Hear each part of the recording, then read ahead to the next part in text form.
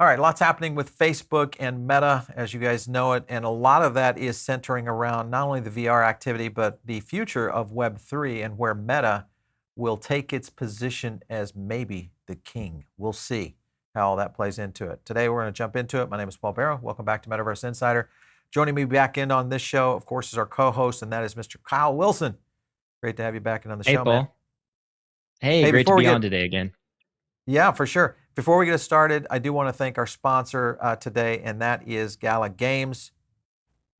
All right, so I want to thank our sponsor today, and that, of course, is Gala Music. Make sure and check out their Twitter channel. This was where they started to introduce their top of the drop. This was a little bit around music, but it starts to showcase not only the NFTs tied to each of these artists, but also their new YouTube channel. So you can go over to YouTube and, of course, just go to Gala Music. You'll find it. I wanted to showcase this one here mainly because what they're doing is a countdown of some of the best NFTs and artists all tied in. And then, of course, they have interviews, all that kind of stuff. So make sure and check their channel out. It is Gala Music over on YouTube. I'll play this out for you guys so you can kind of get a chance to see a little bit from it. And I think it's going to be interesting because they do some cool things like this right here, which is this week's drop. And it talks a little bit more about each one of those NFTs. Make sure and check Gala Music out. Just go to music.gala.com and you guys can learn a lot more. Kyle, let's get into it. Let's go over into, first of all, some moves that Meta has been making from their stock position. And if you look, and I'll show the chart here in a second, but uh, obviously they're announcing a $40 billion stock buyback. This obviously has caused the stock to take a bit of a spike. And most likely, maybe the market is actually looking at Meta for the first time in a different light because they were a lot of pressure, after they kind of said, "Hey, we're losing a lot of money. We're getting into this new metaverse concept." What are your thoughts on it? You think this thing can continue to fly?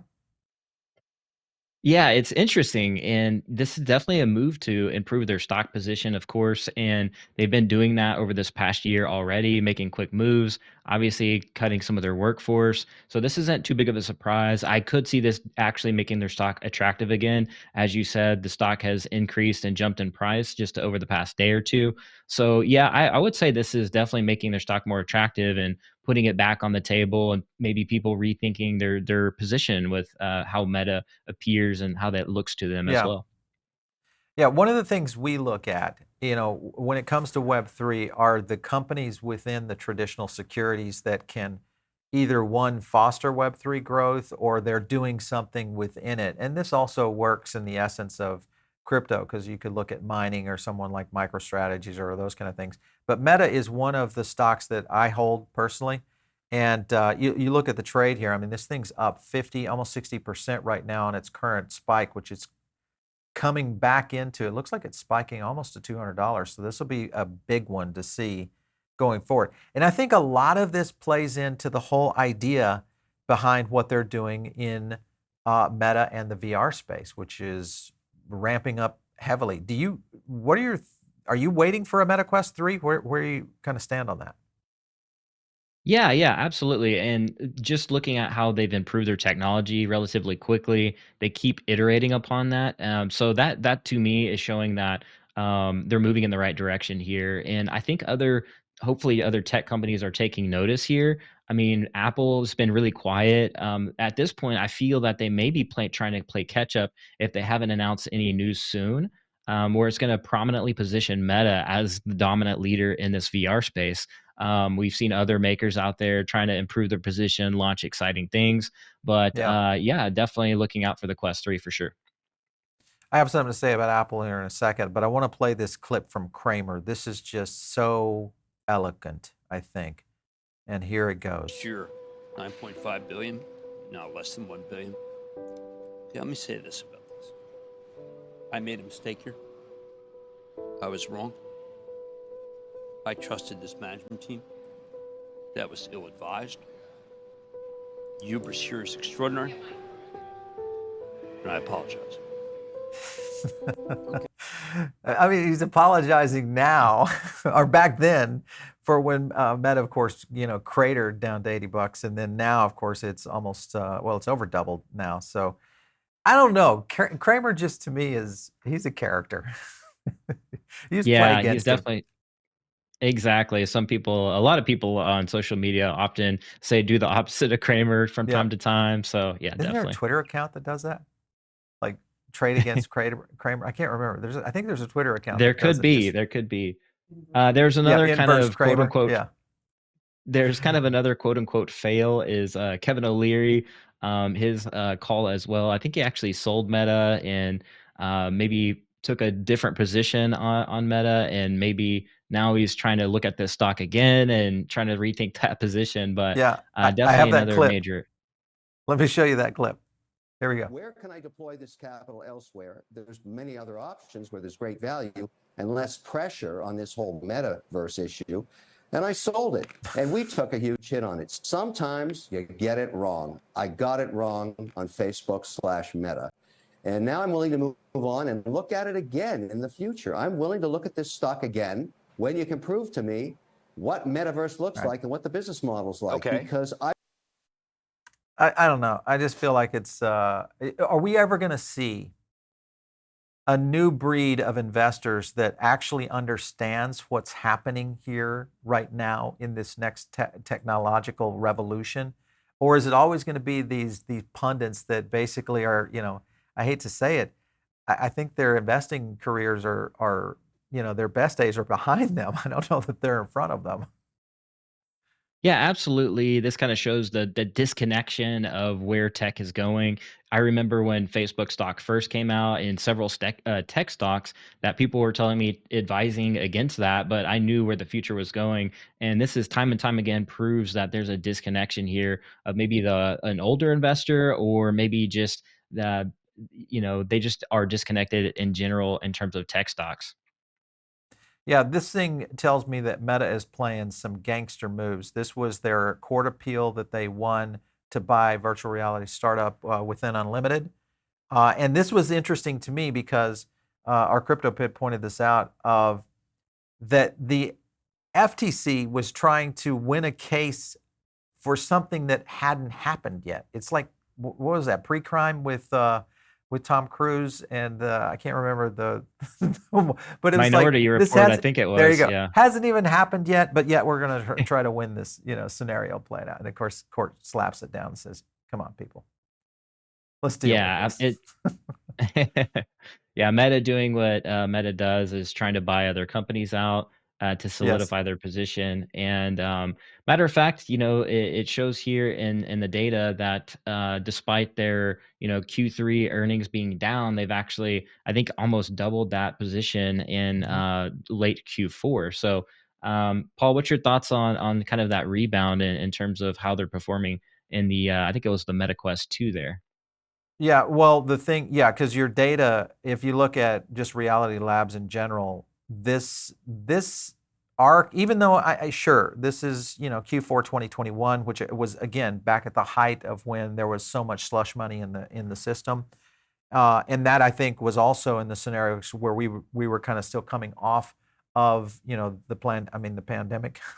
And the whole issue of there was just so much money out there, so people were doing these kind of things, which is why we saw those kind of skyrocket. But the fact that this has come back to its second highest quarter, this tells me a lot, because here we are possibly entering a recession.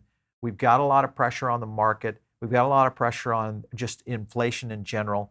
And I think now with Meta playing out, they can only go up. I feel like they can only go up from here. They're going to reposition better with the MetaQuest 3, which is a scenario that I'm kind of waiting on. I'm actually, I was talking to our team who has one of the pros, and they're saying it's kind of, if you just go back one version, you almost have the same kind of setup. So the 3 is going to give them the ability, I think, to really hit a home run in terms of sales. Yeah, absolutely. I totally agree. And reports are showing that the Quest 3 will have color pass through mixed reality. Meta confirms this as well, apparently. So this one's interesting. I mean, again, we were just talking about how they keep iterating and improving upon those headsets. And I think that's massive. And it's showing consumers what the capabilities are. And I think when more and more consumers are getting these headsets in their hands, then that's when we really start seeing adoption. Like you said, the stock position continuing to improve. And yeah, and I believe they had a slash sale recently on their older headset. So well done in terms of what they're doing in terms of the product here. Yeah, plus they've got this Meta Social VR app is coming out of web and mobile.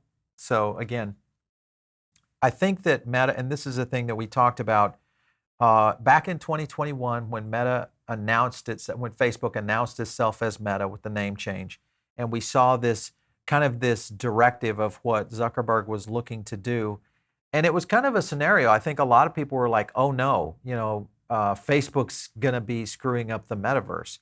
But I think what they've been able to do, and they along with others, because I think Web3 will be a little bit different, and there will be some open mechanisms here that really kind of leverage them up. But I think web and mobile are going to be very critical for their success in the near future, for sure.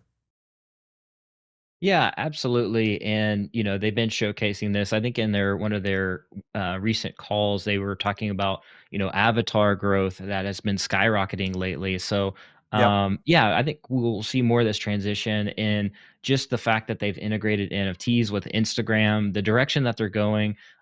It's very exciting, and it's actually refreshing. Like you said, at first it was kind of a shock, a sticker shock kind of effect, where we didn't know maybe what the direction where Meta is going, but it feels like they're actually leading the space. And Yeah. we would like to see more of this kind of adoption across the board with other tech companies. But absolutely.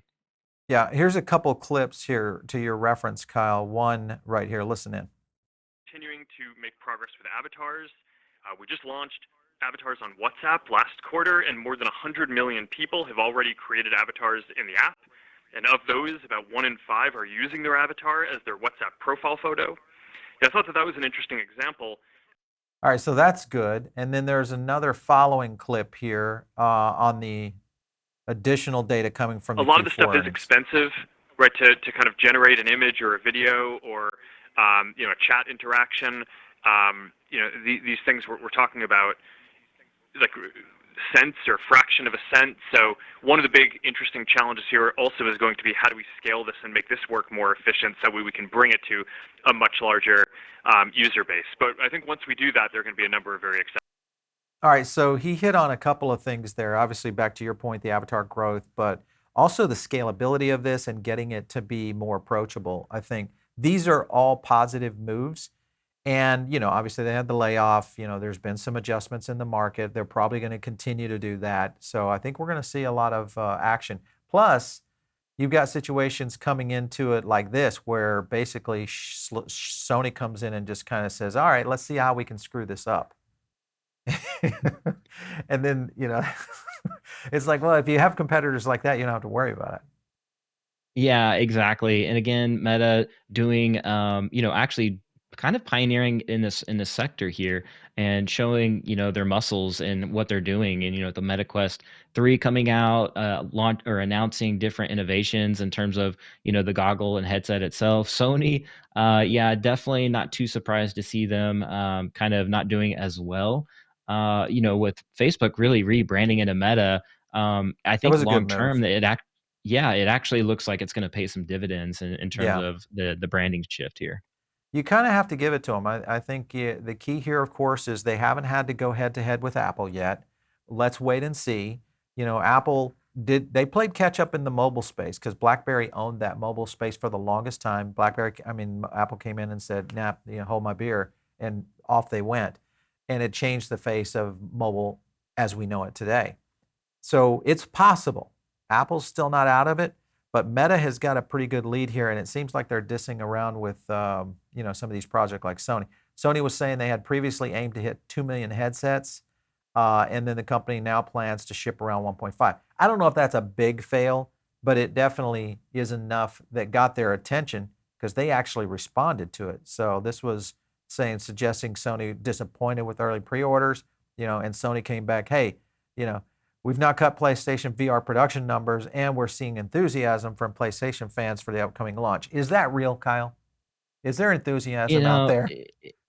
yeah, it seems kind of a little gimmicky. I mean, they do have a solid gamer base that gets Yeah. excited when they release exclusive stuff. But this could be kind of a gimmicky and kind of a little bit of a reach. Now, maybe they could improve their position in terms of their gamers that already have the consoles and already are huge into that PlayStation ecosystem, with Turismo being launched as well in VR. So I could see them driving a little bit of sales behind kind of the more of those exclusive titles. Yeah. But yeah, I do see that that kind of is like, hey, it's a little bit of a reach here. Yeah. Samsung had their Unpacked event, which I don't understand why they had it right during the FOMC meeting, which was kind of weird. I don't know that that matters for Web3, but the fact is they got a lot of new sexy devices coming, including an XR hardware setup. So they had a new laptop coming in. I mean, Samsung's doing some right things. They have been for quite a while, but the fact that we're seeing some potential here, I wanted to show a quote. It says, we're collaborating to bring the next generation experiences to other Galaxy products, laptops, tablets, XR. And then at XR, we're working to create a new era of high immersive digital experiences that blur the lines between physical and digital. This is going to be Snapdragon, plus their amazing products, on the Google experience side of things. Now Google and Samsung may be partnering up here with Qualcomm. That's a dangerous mixture. That's a pretty lethal opportunity. What do you think? I mean, this is getting exciting to me. We've got some real competition starting to brew in this space. Where do you think Samsung Yeah, lands on this? Yeah, this is exciting to me as well. This is what I've kind of expected of Samsung. So to see them make this partnership is huge. Qualcomm being one of the leaders in terms of chip technology and what's possible with AR and mixed reality. So yeah, I'm very excited about this partnership to see what they do and kind of create that healthy competition among the marketplace. And maybe it'll push Apple to actually start launching some stuff and leaking some stuff and giving us some news there. But yeah, for a market leader like Samsung, who continues to lead in a lot of different sectors. So this one doesn't surprise me here. And them being based out of South Korea. South Korea Yeah. typically has been bullish in the metaverse sector. hmm Yeah, and I think it's a scenario with a company like Samsung that will first of all, they'll start to get it faster, and it'll be like a snowball. It'll be one thing after another, and then before you know it, Web3 and full integration into wallets and their TV systems, the mobile devices. It's a good mechanism. That's where Meta is a little bit weak, but the advantage that Meta has is the billions of members that they can tap into immediately with an ad ecosystem. That kind of could play catch up. But then you got, of course, Apple and their design, motif and how they may play it from another angle. We're going to leave out on Render's chart. I'm just going to step back and look at the grandeur of Render's chart. This is what Metaverse means, people. This is the kind of growth we're probably going to see in the coming years in Metaverse. So play it right, and I think you guys are going to be on to some cool stuff. Kyle, it's always fun breaking it up with you. Thank you so much for coming in today. Absolutely, it's been a pleasure. All right. So you guys are tuned in over on the podcast. Jump over here to the audio or to the video version, which is on YouTube. You can catch us. Just search Paul Barron Network. Metaverse Insider is one of the shows that lives here. And then we have TechPath Crypto, which is more of our analysis, kind of the core of crypto. And then you can also catch our Diamond Circle podcast over on our Substack as well. So we've got a lot of content for you guys.